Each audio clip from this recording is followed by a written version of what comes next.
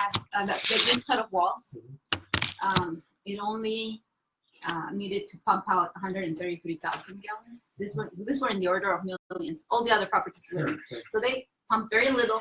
All of it was able to be percolated back into the ground, and there was no waste. That was really good. Sure. I expanded the list a little bit here. So this is the same list, but I added the number of days they pumped, the size of the basement, because I feel that this kind of what we need to know what, and this is the percentage that was able to be used by trucking.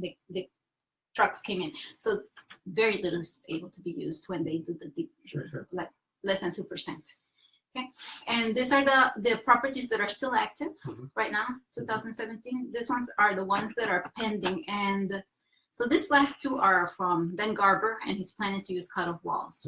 And I don't remember what was the one in Hamilton, but anyway, he's planning to use cut-off walls.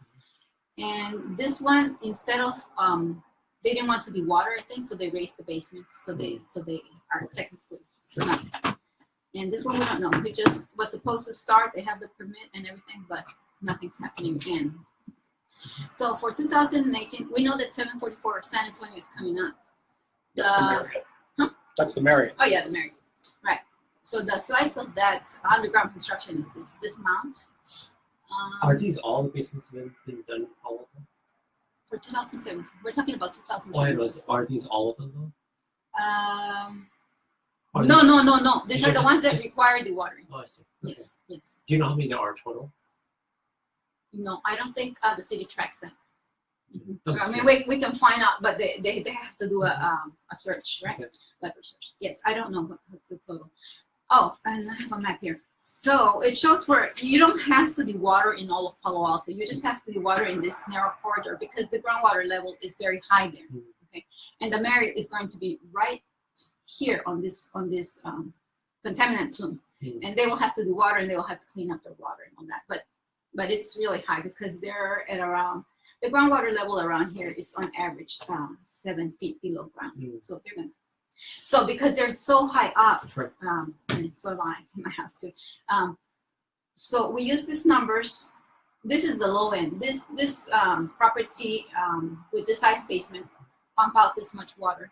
So we're saying if with this size of that you need to dewater, how much water would they pump out? I think it depends how deep and how far away you are from the bay, right? Depends on what the groundwater level is, which correlates with how far you're away, but it's not exactly the same. Sure. Right. Yes, and both.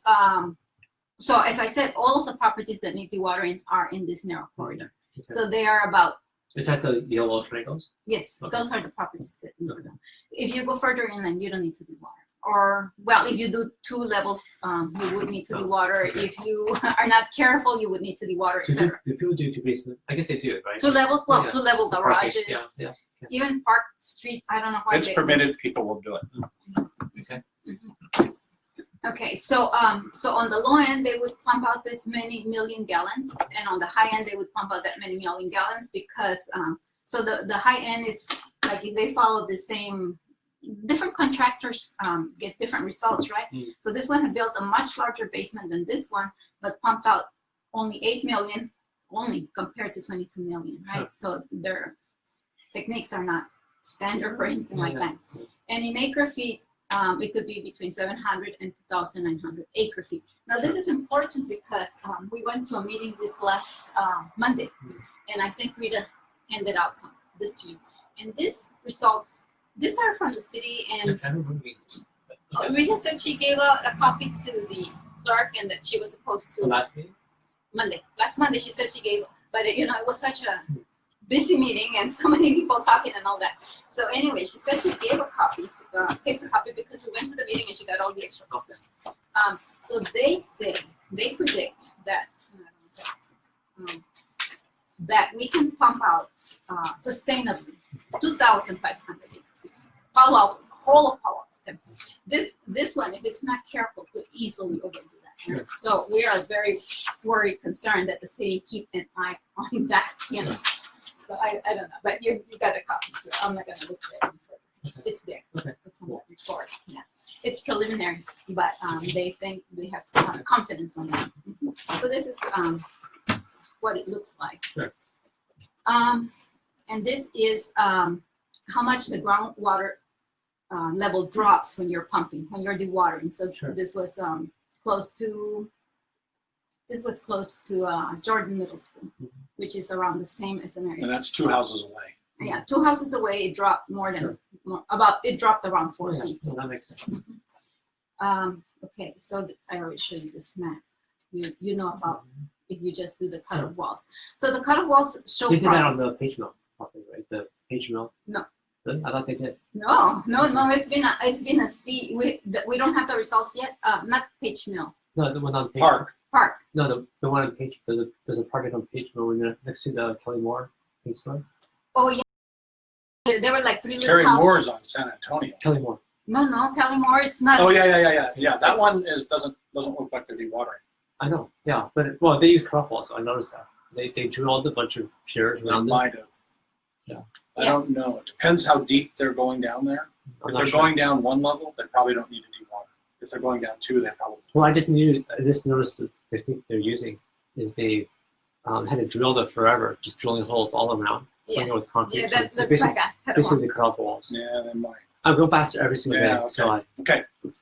I go past it twice a day. Okay. Yeah, no, Park didn't use, and they're really pumping up.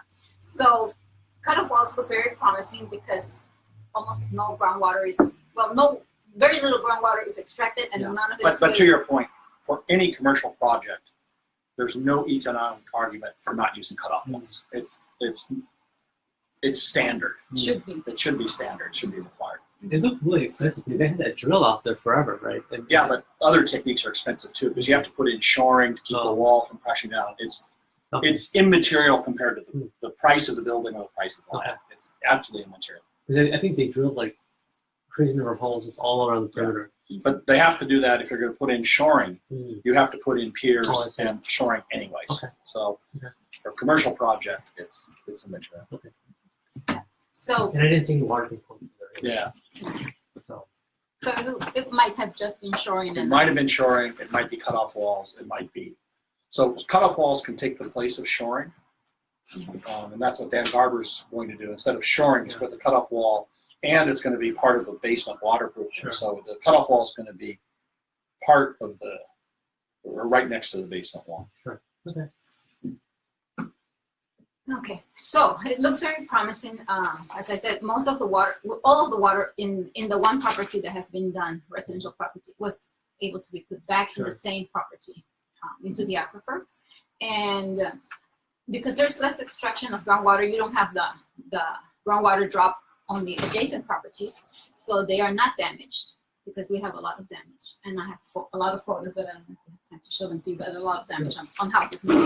Anyway, and we also have photos of canopy. We also have anecdotal stories about infrastructure that's been damaged.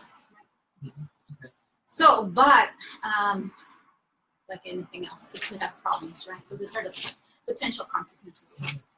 I think this is, you guys had a little display somewhere. We talked a lot about this concept, the fact that it dams flows. Yeah, it dams flows. So we also have to remove more soil because you have to remove twice as much soil as just the basement by itself. Sure. And we need our soils to retain the flood waters. No, you don't have to remove twice as much. You have to remove more, but not necessarily twice as much. Well, yeah, you have to remove more. Okay. It depends how deep you go. It depends how deep you go, right? So you have to. And they also encroach more on the property itself because it takes up space and so it's more likely to damage the tree roots. And that's these are just how the water is flowing and it gets higher up near the property. It's just like putting sticks in San Francisco Creek. Yeah, putting sticks or Okay. dam or whatever. And if the groundwater level is too high, it can actually flood, right? So it increases the risk of flooding, we think. This is our precipitation map. Last year and into early this year, we were tracking the groundwater level when it rained. And on our biggest storm, the groundwater level here rose up to 4.5.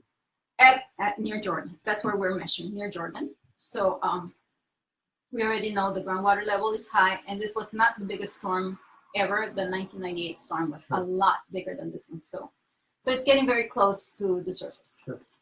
Yeah. This And one, also it shows that, if you go back to that picture, the important thing to note here is when it rains, the water goes into the soil, it's absorbed by the soil, and then it flows and it goes down.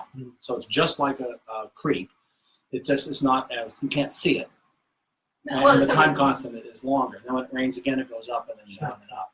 So it turns out that the soil carries far more water than our storm drains, and it carries far more water than San Francisco Creek. I believe that's because it's a much bigger area. It's much bigger. It's exactly right. It's a much bigger area.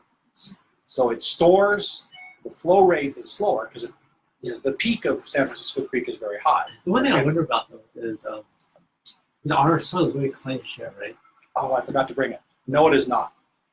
he has a real sample. I have a real sample. I was going to bring it today. I'll tell you, like, in my backyard, it's a lot more clayish because I lived in other places before, and it takes forever to water to the terrace. You can relative. Yeah, but the reason it flows. Do you have the picture Of which one? of the 2121, the cutoff wall? The cut wall. So the soil is, in general, it can percolate in. Otherwise, the Green Infrastructure Initiative wouldn't work, because the whole idea is you make a pond and it percolates in. Oh, I think it does. It's just not as well as sandy. yeah. Or- But the key thing is, underneath, this area is alluvial fans, and it's underground river beds, and it's gravel that's this big. So it's like a French drain.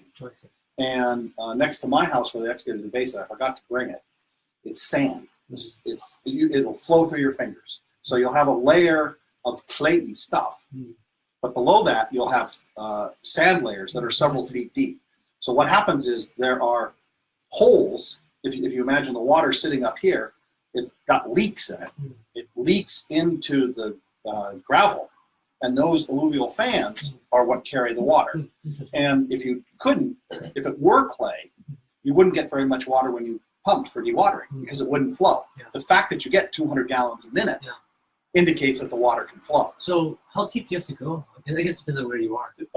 My house, 8 feet. 8 feet? Oh, okay. And That's not too deep then, right? No, it's not deep at all. And in fact, I made an experiment at my house because I have these small French drains that are connected to the gutters. And so you can put water into the French drain. And I got the purple pipe truck to come and look to see how fast we could put the water into the French drain. We could put 65 gallons a minute, drain the truck. It doesn't even come to the surface. It goes in. Wow. Okay. So it goes very, very fast. Where do you live again? Webster in North California. Okay. So Kind of right in the center. near. So those were the cut walls, and this was the 2121 Webster, the only property. Yeah. That is So I had a close-up picture where you could see. If I zoom in. You can zoom in if you want, but I don't know. You never sent me the zoom in picture, so I don't have that. So yeah, I'm going to keep on You keep on going. while you try to zoom in. Command so plus? This is from the city's I just wanted to make sure there was another picture. from the city's regulations this one? about how to build and all The that. one right next But to the we're space saying heat. here, this man. you're cutting here for the light wells, Yeah. and then you add more for the cut-off walls, and some neighbors have said the tree roots have been impacted. This just shows that you can go Yeah. 3 more feet. These are also from the regulations from the city. The footprint of the house, you can add 3 more feet, interior space, and then the We need to the do building, Command and Shift then plus. the cut-off walls. So you essentially get into the other people's properties, and that's what happened here. And these 2 properties, I don't know how. I don't think they have 2 feet between the 2 basements. So they're really. So we're saying that's going to impact the flow, right? You just can't see. So this is for the merit. As I said, this is how big they want to build, and this is how much they can potentially pump out. Do you So. know if they have to be water? Oh, they have to do water. Absolutely, the water. Yeah, table is the water table in the winter is 5 feet. So here, I zoomed in. So this is the basement that has the cutoff wall, 2121 Webster. And you can see here this gravel layer. That gravel is this big. It's not clay. And that gravel layer is about 2 feet deep. And the house next door built a basement, and the builder there said it was exactly the same. So this thing extends hundreds of feet wide, and it's hundreds of feet long, because all of Palo Alto is built up of these alluvial fans. So you get old riverbeds. If they hadn't pumped the water here, that would have water in it, right there. Otherwise, there wouldn't have had to be water. So it's that layer and layers like It's only 2 feet deep. What? It's only 2 feet, the gravel layer. It's 2 feet thick. This one is, but there are other layers. But this one is very, very porous. So if you imagine a river 2 feet deep, how much water it can carry a lot of water. And if you go above it, you can't see it here, but there will be other layers here of sandier soil. I just point that out because it's visibly, and it covers the whole property. And it covers multiple properties. Yes. So yeah, this has the report for the EIR for San Antonio Road said the highest level ever measured was at 5 feet below ground. So That's not true. 5 feet. Well, yeah, 5 feet below ground at the highest level. During the storm, they never measured it during the storm. Well, that's true. But whenever they measured it in the 1960s or whenever. So we had made that point that the water table was really high and that it was going to impact the property. And they told us, CEQA deals with the impacts of the project on the environment, not the impacts of the environment on the public project, so they had nothing to do. And then just But we're still saying it's going to impact the property, and this is our projected analysis. I have projected in some other one, but anyways, projected effect of sea level rise. So I also have a lot more slides, but I just brought this one. This is the same, exactly the same one that I showed you earlier. This is measured. This was measured. This was the peak on February 2017. And then these ones are based on the State of California 2000 projections. And this is just the midpoint of the projections because they took a range here on the map. That's water or salt water? This is the groundwater level. There is a report, and I also have to put here the reference, a report that says that as the sea level rises, the groundwater will rise also, which makes sense, right? I mean, you have this pressure over here, it's gonna push this one up too. But this is fresh water, to answer your question. Yes, fresh water, yes. So as It the has sea level, dissolved solids, but it's fresh water. yeah, groundwater is considered fresh water. So as the sea level rises, the groundwater level will rise proportionately. So this is our measured results. This is using the midpoint of the range that the state of California provides on the year 2050. So it's about 1 foot. It was like 13 inches or something. So the groundwater level for this storm drain would have been over here in 2070, and this is in the year 2100. It's essentially at the ground. It's zero. It's at ground zero. And this was for the, as I said, storm for this past winter. It does not take into account of 1998, but that property is going to flood, and that's what we're saying. And they were supposed to have included that, but they didn't because they said, because the report, this report from the city council said that they had to identify the highest groundwater level in the future. So we're essentially So the Marriott, the groundwater is about 4 feet higher than at that site, 3 or 4 feet higher than when we measured it. So if you ask what would these curves look like for the location of the Marriott, raise them up 3 feet. you're going to get flooded. Then you're going to have surface flooding. So yeah, so the two problems with that is, one, we want the city to take all the sorts of measures that we don't pump all that water because we don't have all that water to pump out. The report says we have 2,500. If they're not careful, they could pump 2,700. So that's one thing we would like to see. I thought all these projects would be runoff. Well, I don't know that it is required. It's not required. And 2555 Park did not. But the commercial is going to. It's not required. Well, we hope that if it's not yet required, that it is It will included in the next regulations that Public Works is going to bring to. So we're just. we believe that, yes, commercial should be required to use cutoff walls. But the thing the city has to realize is that a project that big as the Marriott, it blocks hundreds of feet of groundwater flows. And there's no mitigation for that. So as long as you allow the basement to go all the way up to the property line, there's no, it's a big dam. It's no place to put. There's no place to put it, the water. and you also lose the storage space. So you have your green infrastructure, right? Puts the water into the ground, but there's no ground because you've displaced it all. So unless the city adopts mitigation measures that requires on-site storage of that water that you've displaced, and requires some kind of bypass scheme, you're doing two things. What happens is when you don't have the soil to absorb the water, those spikes go up higher. Because it's just like putting water into a bathtub. If the bathtub's half the size, it fills up faster. And then the second thing is if you block the drain of the bathtub and make it half as big, then the water flows out slower. So for the same input, if you make the bathtub half as big and you make the drain half as small, you're going to get higher and higher, and then it's going to overflow, and that's what a flood is. And the city, in our opinion, is going down the road of putting in permanent infrastructure stuff that has public effects. So yeah, we want you to know some of those things. 5 minutes left, so wrap it up. 5 minutes. I think we're done. Oh, perfect. Okay, great. Well, thank you so much for the presentation. Informative, so thank you. Thank you. Corey said we should meet, especially all the newer people. He said so. We're meeting Adrian tomorrow, and we'll try to meet everybody else. Good, right? You want to meet all the people. Well, we want to talk, just make people aware of the trade-offs. So you give the same presentation, the same all the Well, this is the first time we tried this presentation because with Corey we just went and just spoke, and then when he said you should be giving it to everybody, then it's like, oh, let's put something together. It went very well. Thank you. Do you have any advice for the presentation? What would have been better? Yeah. Let me think. No, I think it's good. I think I think it's pretty clear.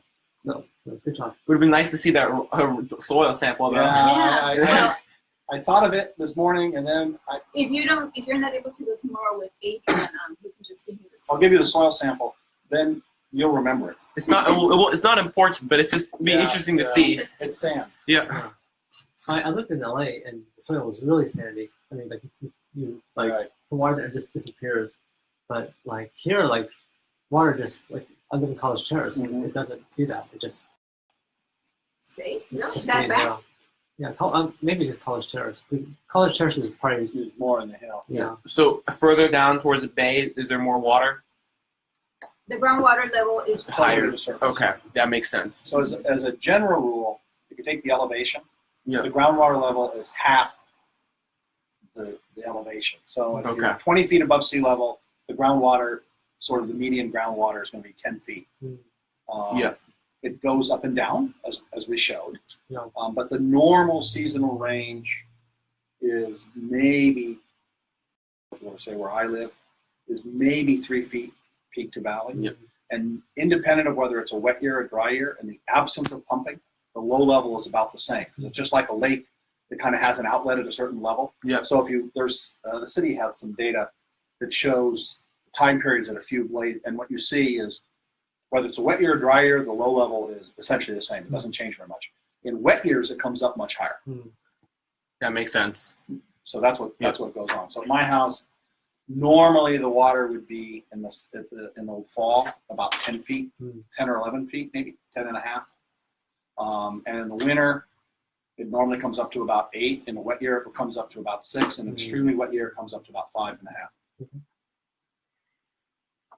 Okay. Thank you very much. Thank you.